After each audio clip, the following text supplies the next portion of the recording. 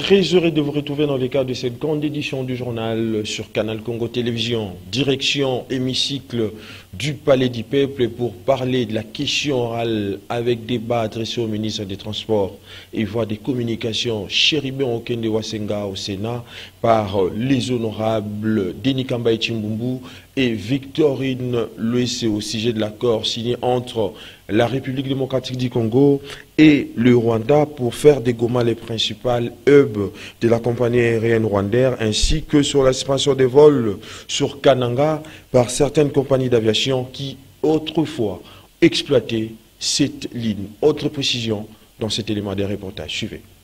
Question orale avec débat des honorables Victorine Luese et Denis Kambaye sur l'accord signé entre la République démocratique du Congo et le Rwanda pour faire de Goma le principal hub de la compagnie aérienne rwandaise, ainsi que sur la suspension des vols sur Kananga par certaines compagnies d'aviation qui autrefois exploitaient cette ligne.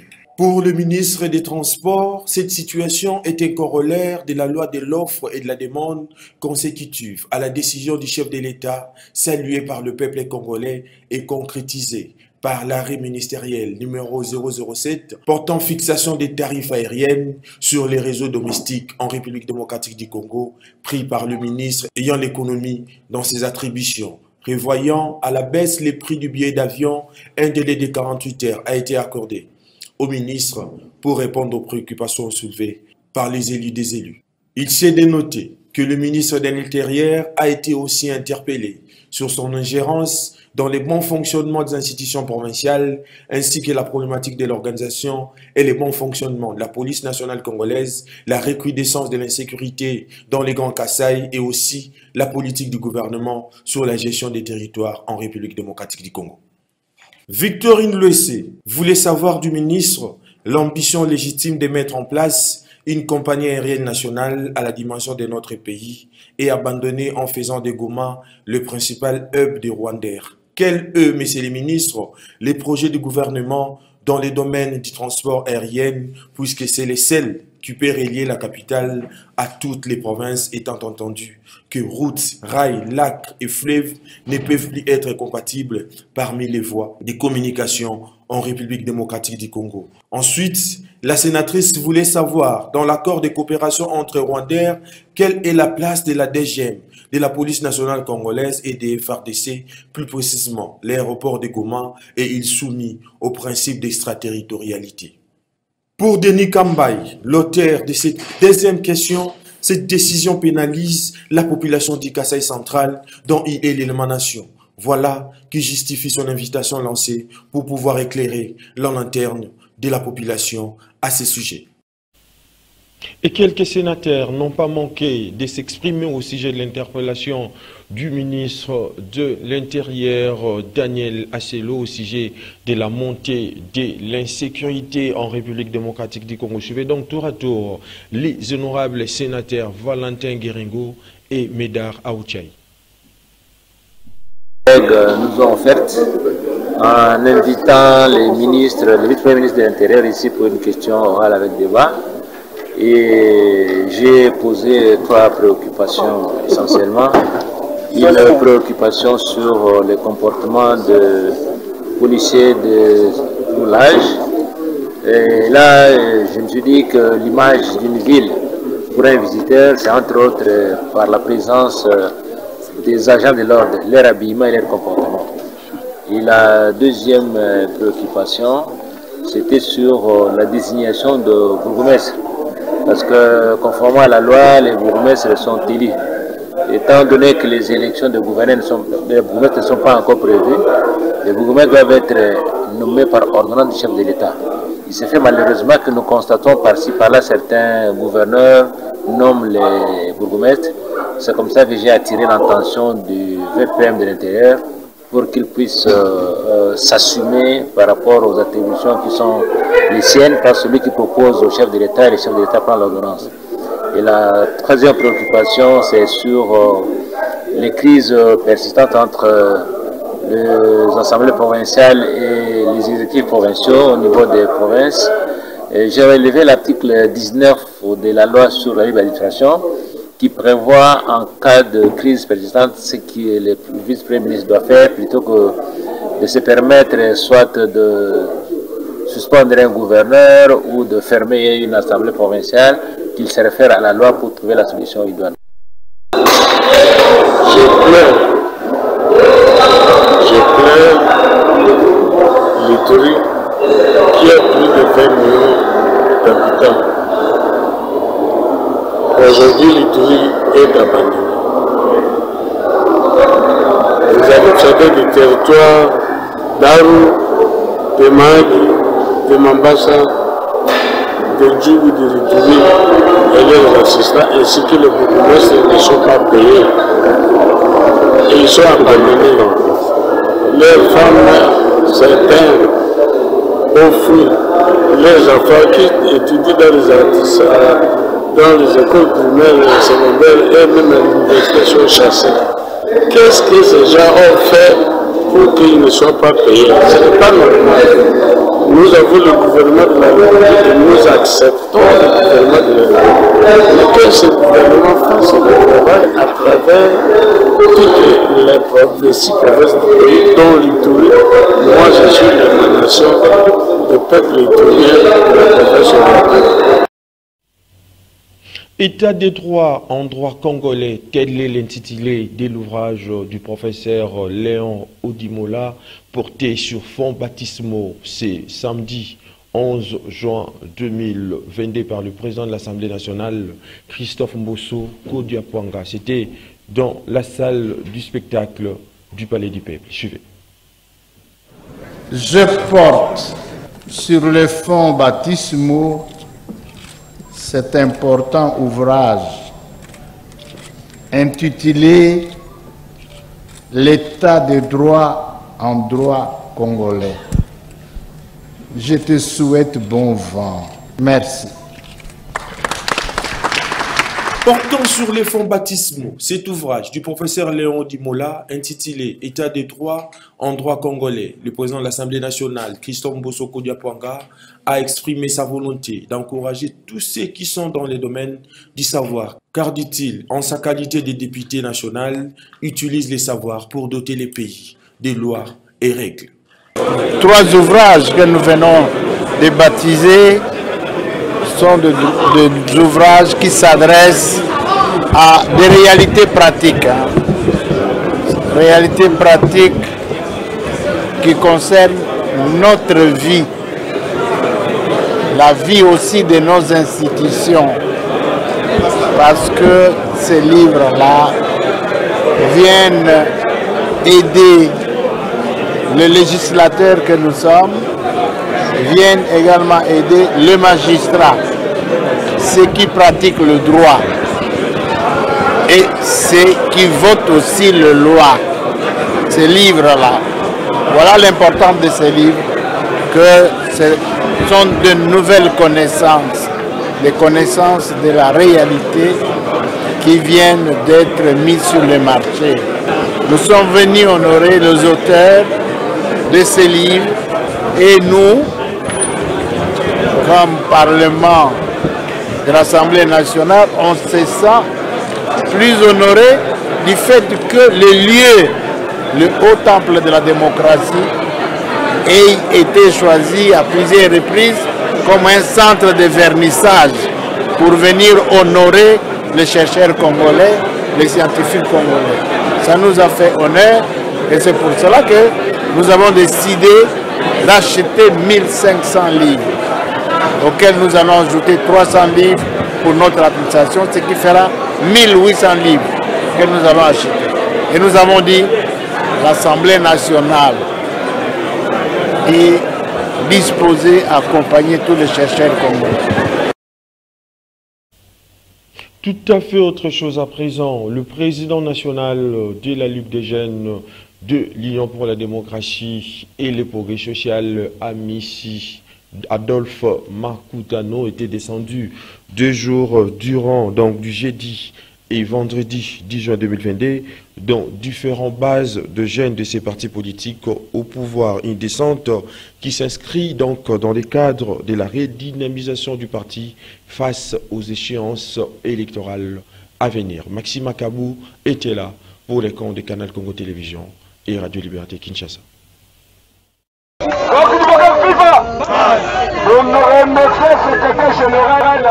Les échéances électorales de 2023 se préparent déjà au sein de différentes structures de jeunes des partis politiques en République démocratique du Congo.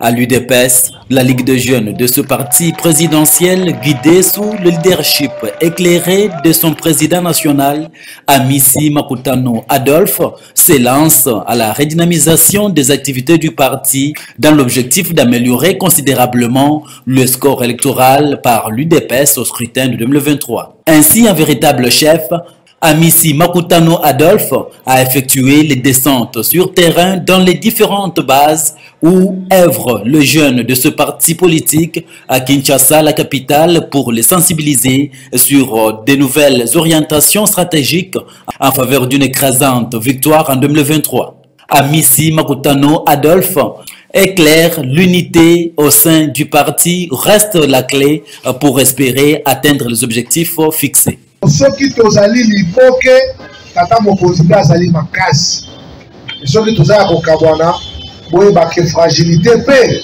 ekokotela biso totika distraction élection 2023 eza nango kaka lobia période oyo eza déjà pré-campagne tokoteka mokonzi na biso ndenge nini tokozwa badepute ebele ndenge nini parce que soki tokei na aventure oyo ntina 2023 tokozongelaka makambo toolela lelo président abibi badepute baza te politique yango kosala ngo ndenge nini tokozala lisusu ba 9 mois sans gouvernement tokobunda moyen tozwa baposte ebele eza te po servir baike bato wana baye na union sacré bakoya mpe banégocie bazwa baposte aux intérêts ya bafamille politique na bango. Or que c'est maintenant tomitia na musala po tozwa badepute nationaux na biso badepute provinciaux na biso tozala majoritaire partout. Je vous assure makambo nyonso tolobi na papier awa ekozala pete. C'est donc un nouveau vent qui souffle à la jeunesse de l'UDPS portée de main de maître par Amissi Makutano Adolphe. Ce dernier place son parti en ordre utile de bataille en vue de rafler le poste à tous les niveaux des élections en RDC. Processus électoral toujours en République démocratique du Congo, la plateforme Agir pour les élections transparentes et apaisées en République démocratique du Congo, AETA en sigle, et les organisations de la société civile vont conduire une campagne de plaidoyer dénommée Agenda SOS, élections crédibles en 2023 auprès des principaux acteurs parties prenantes au processus électoral en cours en République démocratique du Congo. C'est au vu des retards enregistrés à ce jour dans la réalisation des opérations électorales en République démocratique du Congo. Maxime Akabou, encore une fois de plus, nous en parle dans cet élément des reportages. C'est au vu du retard enregistré à ces jours dans la réalisation des différentes opérations électorales et à l'issue des échanges après ateliers sur l'état de lieu de la mise en œuvre de la feuille de route du processus électoral par la CENI, défis et perspectives pour le respect du délai constitutionnel, que la plateforme Agir pour des élections transparentes et apaisées a décidé de conduire auprès des principaux acteurs parties prenantes au processus électoral en cours dans le pays un plaidoyer dénommé Agenda SOS élections crédibles en 2023 qui portera essentiellement sur les matières et problématiques relatives au budget, à la mutualisation des opérations d'identification et des recensements de la population, à la sécurité du processus électoral, à la législation et cartographie électorale, aux contentieux électoraux, à l'inclusivité des élections et à la volonté politique. Il faut mobiliser les fonds nécessaires et suffisants de diverses sources, tant nationales qu'internationales, pour l'organisation des élections. On doit recourir à des outils qui promeuvent un décaissement diligent des moyens requis, notamment les plans trimestriels et ou semestriels, et le respect de la chaîne de dépenses. Promouvoir un contrôle tant institutionnel que citoyen du budget des élections. 2. de la mutualisation des opérations d'identification, d'enrôlement et de recensement de la population. On doit éviter le risque d'introduire un biais fâcheux au processus d'identification des nationaux qui se profilent à l'horizon. On doit veiller au respect de l'autonomie financière de la Commission électorale nationale indépendante, CENI, consacrée par la loi organique portant organisation et fonctionnement de celle-ci, de la sécurisation du processus électoral. On doit lever tous les obstacles de divers ordres qui empêcheraient la sécurité et la mobilité des électeurs, des agents électoraux, des observateurs, des témoins des partis politiques et des professionnels des médias. On doit réactiver le cadre juridique du plan opérationnel de sécurisation du processus électoral dans les provinces en conflit armé. Et puis, l'ASBEL, la Fortune affiliée au parti politique AFDC et alliée, a octroyé à travers sa présidente Yvette Riziki des microcrédits sans intérêt aux femmes exerçant de petits commerces en Boudi, dans la commune de Mongafula. C'était à l'église Saint-Léonard de Boudi. Gisèle Olivier Toko nous signe cet élément des reportages. C'est dans son objectif d'accompagner les femmes pour leur autonomisation que l'ASBEL La Fortune a octroyé ses crédits aux femmes exerçant des petits commerces dans le quartier Mboudi, dans la commune de Mongafula. Plus de 100 femmes ont obtenu ces crédits sans intérêt, comme l'explique la présidente de l'ASBEL La Fortune, Yvette Riziki, trop connue pour ses œuvres de bienfaisance. Nous sommes satisfaites du lancement officiel de notre stratégie de microfinance aujourd'hui. Et La Fortune a dans ses objectifs l'obligation d'accompagner et d'assister les femmes à leur autonomisation. Et aujourd'hui, La Fortune, cette association ASBEL, qui dépendent directement du parti politique AFDC, l'Alliance des forces démocratiques au Congo, que dirige l'honorable président du Sénat, Modeste Bahati Lukwebo, nous avons octroyé des crédits rotatifs et sans intérêt à nos membres, aux mamans qui sont dans de petits commerces. Et c'est cet argent ou les crédits que nous avons octroyés, c'est pour aider ces femmes-là à accroître leurs activités. Nous voulons que les femmes soient financièrement indépendantes, que les femmes soient autonomes. Parce que la femme, quand on dit la femme, on voit toute une famille, on voit tout un monde derrière elle.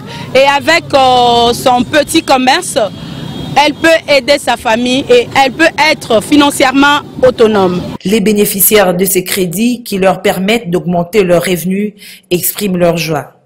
Nazane sengoma kasi no sanga kutantani na manifester sengwango te po nazali no na basa omemela mapate ndena nazali na basa rotira mikate te na ba mikate na saka samusa na teka mapa ndena zui boka na okomanda kute nazo kende mbala moko na dépôt na zui mapa.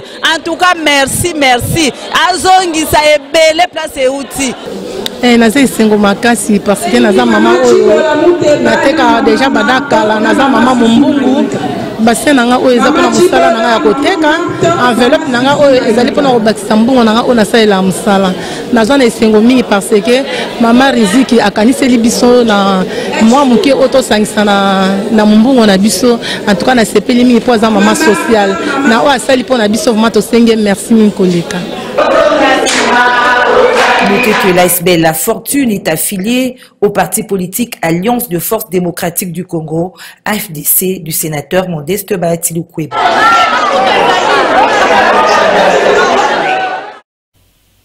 Dans un autre chapitre, les étudiants ressortissants de la province de Maniema ont manifesté devant les bâtiments abritant les conseils d'État. Ils sollicitent la correction de l'arrêt rendu sur les élections de gouverneurs de leur province. Suivez.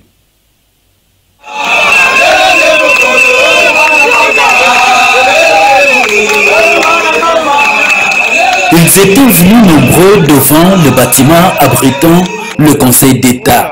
Les étudiants ressortissants de la province du Maniema sont venus solliciter du président du Conseil d'État la correction de l'arrêt rendu public sur les élections du gouverneur de leur province. Nous sommes venus solliciter auprès du professeur Vingou la correction de cet arrêt pour rétablir le gouverneur qui a été massivement élu par les députés qui représentent les peuples. Tout ce que nous demandons, tellement que notre province, depuis une décennie, notre province a été gérée par les intérimaires. Alors ça a été vraiment un plaisir pour nous de voir qu'il y a les élections librement organisées pacifiquement et on avait élu le gouverneur avec un record et c'était vraiment dans la franchise. Alors tout ce que nous voulons, c'est que le gouverneur élu, honorable Kindanda Kishabongo, puisse être rétabli dans ses droits et que la province puisse, n'est-ce pas, continuer, puisse, n'est-ce pas, connaître une bonne gestion dans toute tranquillité.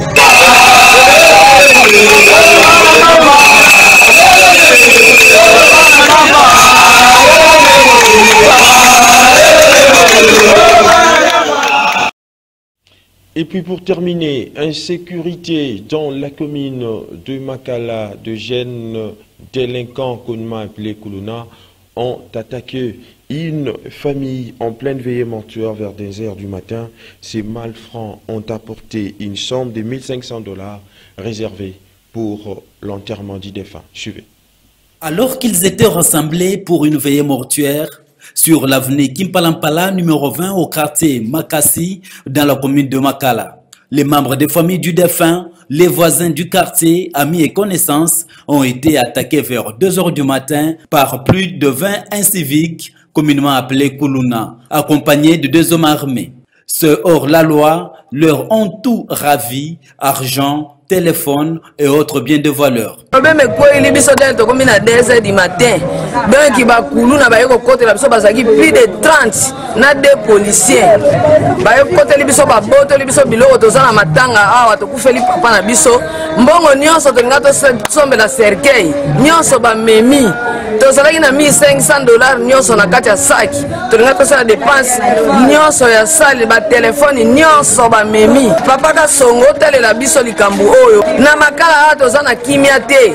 Ba policier bazo côté la biso na ba lisanga na ba kuluna. Ba konja mboka batele la biso likambo oyo baya bosunga biso po toza suna mbongo te oyo to kokundele bembe.